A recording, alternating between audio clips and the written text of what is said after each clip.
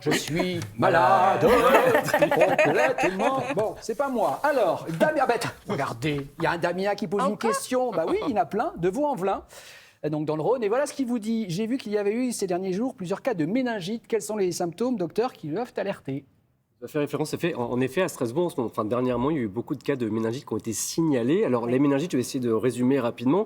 Les méninges sont 3 enveloppes qui entourent le cerveau et la moelle épinière, c'est là pour protéger. Quand elles sont attaquées par un virus, une bactérie ou un champignon, vont être inflammées, on parle de méningite. Au niveau des symptômes, ça va être fièvre importante, raideur de nuque, vomissement, fatigue. Voilà, il y a ces différents symptômes qui sont assez caractéristiques. On n'aime pas la lumière, le bruit aussi, c'est gênant. Et parfois, dans certains cas, dans les cas de méningite à méningocoque, qui est une bactérie, on peut avoir ce qu'on appelle un purpura fulminant, c'est des petites taches rouges qui apparaissent sur la peau.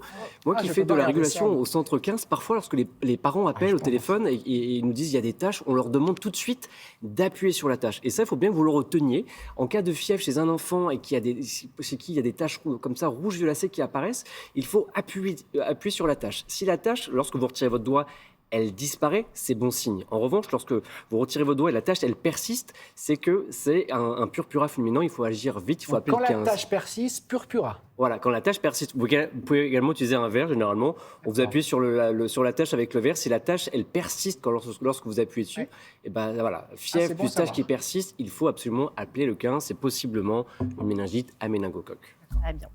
Autre question, cette fois-ci de Charline de Marseille, qui nous dit « Ma grand-mère vit seule, j'ai toujours peur qu'elle tombe. Quels aménagements peut-on faire dans la maison pour éviter les chutes ?»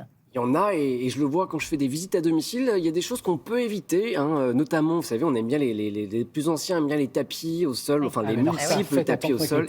Ça fait des dégâts, donc soit on les retire, soit on les scotche en double face au niveau des bordures. Ça, c'est très important. Les chaussons, privilégiez le chausson fermé au pied qui maintient bien, plutôt que la pantoufle où ça peut glisser et partir.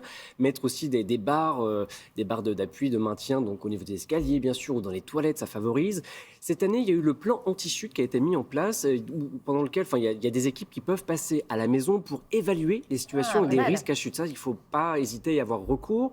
Il y a aussi, ils ont mis en place aussi Ma Prime Adapt, où c'est une prime qui va vous permettre d'optimiser, de sécuriser votre logement, votre habitation. Donc ça, c'est important d'y penser. Et puis on le voit, la télé-alarme, c'est un moyen d'avertir rapidement. C'est le petit boîtier, c'est exactement, ça. On appuie, on avertit, parce que parfois, être allongé au sol pendant plusieurs heures, ça peut avoir des conséquences très importantes. Le carrelage, c'est froid, ça refroidit, voilà. Ça peut être dramatique. Donc, équipez-vous, c'est très important. Et attention à vos animaux domestiques. C'est vrai, ils sont tout le temps dans nos pattes. C'est vrai. Non, mais c'est agréable, mais faites attention.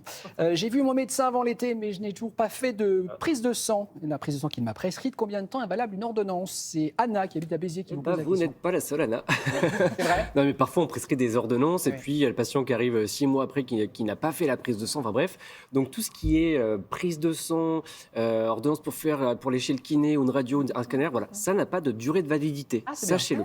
Vous pouvez. Oui, mais si je vous vois en janvier que je vous fais une prise de sang parce que je suis inquiet sur quelque chose, revenez pas me voir au mois de septembre avec la prise de sang. Voilà. Autre chose, parfois il y a des patients qui font la prise de sang en janvier, qui reviennent en septembre avec les résultats. On se dit, en fait, oui, alors en janvier, ils étaient bons. En septembre, ça a peut-être un petit peu évolué. Mais normalement, vous les recevez d'office, ces résultats. On les reçoit, mais pas toujours. Enfin, vous savez, parfois, je sais que vous comptez souvent sur nous, mais on est aussi... On compte sur tout. On fait ce qu'on peut, mais en fait, on est tellement débordé que parfois, aller vérifier toutes les prises de sang. Alors, en revanche, lorsqu'il y a une anomalie importante, le laboratoire essaie de nous joindre, nous appelle, on le sait. Et dernière chose, seules les ordonnances de médicaments, vous avez 3 mois pour aller les récupérer. Ça, c'est important. Les médicaments, il y a un délai de 3 mois pour aller les chercher. Parfait, merci beaucoup Vincent.